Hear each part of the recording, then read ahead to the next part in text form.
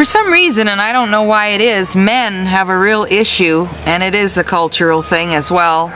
They don't want to remove the dog's testicles because they think it's going to affect their machismo. For some stupid reason, I don't know why, but it mostly is men, and it's a cultural deal, I'm sure. These guys will not spay and neuter their dogs. They think it's going to affect their own testosterone level, and quite frankly, besides the fact that there's so many unwanted animals, a male dog that is not neutered gets testicular cancer, they get anal cancer, they get prostate problems. It's just better all around for their health to spay and neuter your animals. We don't want to have puppy mill dogs that have been bred over and over and over again, living in little hamster cages so their feces and the urine falls through the bottom of the cage. They don't even have a bed to lay on. When somebody gets a rescue dog, you know what you're getting. For example, all the dogs here are obedience trained. Maybe not perfect on the leash, but they've had some work done. And when people say, is the dog potty trained, I never say they are, because the first thing a dog's going to do, mostly again the boys, are going to go home and mark. I think the dogs change the people. The dogs make us happy. You know, you have a dog at home. You know how it is when you have a dog sitting on your lap. Like right now, I'm in hog heaven with this little dog just kissing my hand, saying thank you for rescuing me.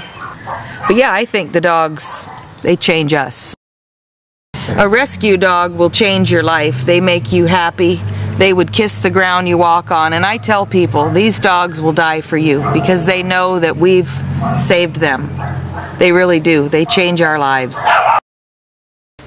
You know, I'm very lucky because I don't ever feel like I have to go to work and, 8 to 5 type job. I work 365 days a year, 24/7. I love what I do, so I never really feel like I'm working. I'm doing what I love. My daddy always told me, if you love what you do, you never work a day in your life, and that is so true. And I love what I do, and I'm good at it. Good question. There's days when my phone rings off the hook and I get one call after another from people that don't want their dog anymore, people that are going to travel now, they don't want their dog anymore, they're losing their homes, and there's days when I just hate the human race. And I love dogs. I love animals. And basically I would rather work with animals than I would people any day of the week. But what makes it work is I love what I do, and I can speak a language to these dogs and get into their little heads, rehabbing them and giving them encouragement and making them stronger, that I can find the little personality in each dog. And so when people come to me and say, we're looking for this kind of a dog, or I ask them, what do you want? What are you looking for? Do you want a couch potato like Charlene? That's all that dog wants to do is sit. Or do you want a dog like Skip that wants to do agility? We have that too. So I have the knack that I can get into their little heads and find their personality, and even rehab the scaredy cats, the ones that are just trashed. I used to work for a veterinarian, and he got a partner that I didn't like. Our personalities clashed. So he made his partner fire me. And so I was devastated, but God works in funny ways. I got into stroke rehabilitation, and years later my dad had many strokes, and I learned enough that I could take care of my dad, and I did. And so I went back when my children were in preschool and kindergarten. I would stop by the vet clinic, and he would say, x-ray that dog, do blood work on that one, and the staff got jealous. Well, one that always sticks in my mind is a cute little terrier that came to me, and someone had poured muriatic acid down her back. I don't know if it was kids being vicious or what, but I named her Helen because she'd been to hell and back. All of that skin fell off, her hair was gone. In fact, she just passed away last year, but she wore a little tutu that I had made for her that would kind of hide her scar.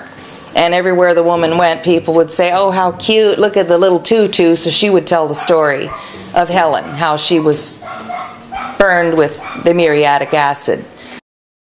Somebody will call me and say, I can't keep my dog anymore, I don't want it. And I say, well, what's the situation? Why all of a sudden you don't want your dog? Well, it's just not working out, and I'm not going to keep it anymore. And I tell them, well, I don't have any space right now. Can you give me a few days? Or you've got to do it just right now. And it's so annoying that people can just toss their animals away. Or they'll say to me, well, I don't want to just let it go in the streets. And I tell them, well, it's 128 degrees outside. You're being an idiot. Give me some time to make some room. The problem is, and I'm not picking on anybody, but the Hispanic community around here where I'm living in Coachella, the men for some reason take offense when I recommend that we castrate their male dog. They think for some reason it's going to do something to their machoism. And so it's a lot of educating. I met Mrs. Shearer at an event. She was kind enough to come up and introduce herself to me, and I was in game mode busy, and I sort of, I guess, I don't really remember, but I think I kind of blew her off and said, nice to meet you, can you move, I'm working. Anyway, that was a little joke, and I guess people don't talk to her that way, so I think she was a little intrigued by that. And then we started chatting a little bit later, and her mother rides horses, and I'm a horse lover, so we had that little bit of camaraderie. And I had a call from somebody from a real estate office saying that a girl had left a dog in an apartment, and would I take it?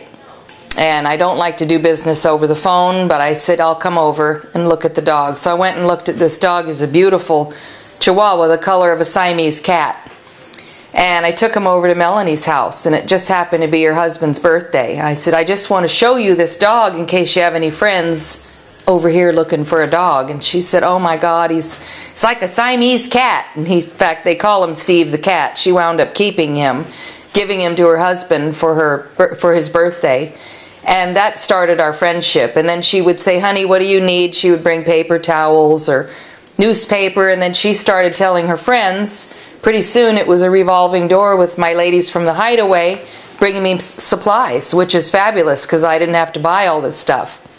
Then she suggested, why don't you let me run your fundraiser? And I said, are you kidding? Help? Yes, I'll take it.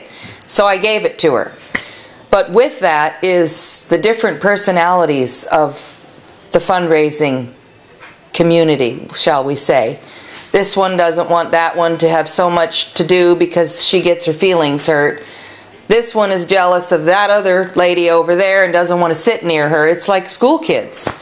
And so I have to put up with a lot of drama that way. But in the end, it's worth every penny because they have really stepped up. 10 dogs are now living at the Hideaway from Pet Rescue. And those are wonderful homes there. They're very wealthy people that support me.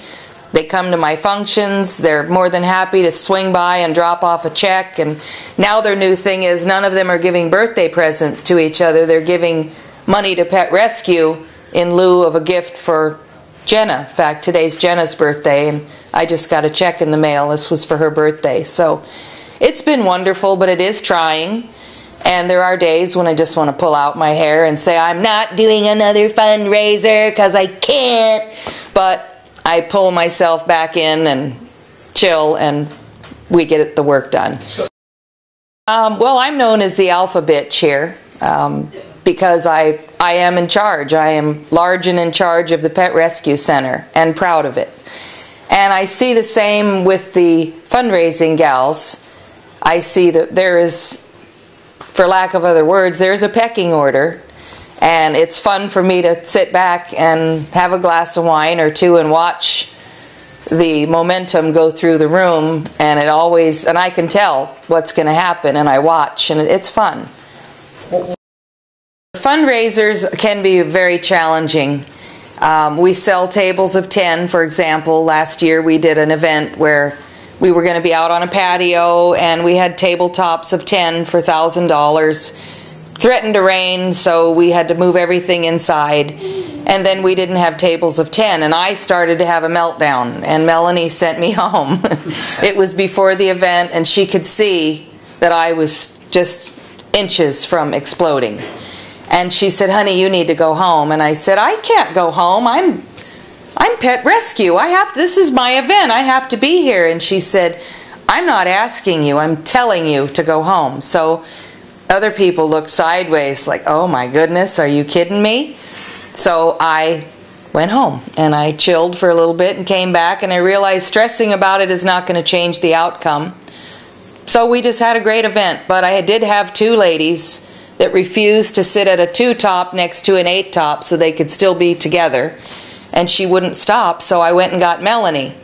And Melanie came and introduced herself and said, "What's the problem?" And the lady said, "I paid for a table of 10, and my 2 friends, there's no room for them." And she said, "Well, we had a weather issue, so I'm sorry, there's nothing else I can do. Is there anything else I can do to help you?" And the lady was like, "Are you kidding me?" But we all had a great day. So then I get calls where it's like, so-and-so wants navy blue napkins, and the other lady wants to do white napkins, and they have to have a tri-fold to them, and that's the kind of stuff that I'm thankful I don't have to deal with anymore. That's their department.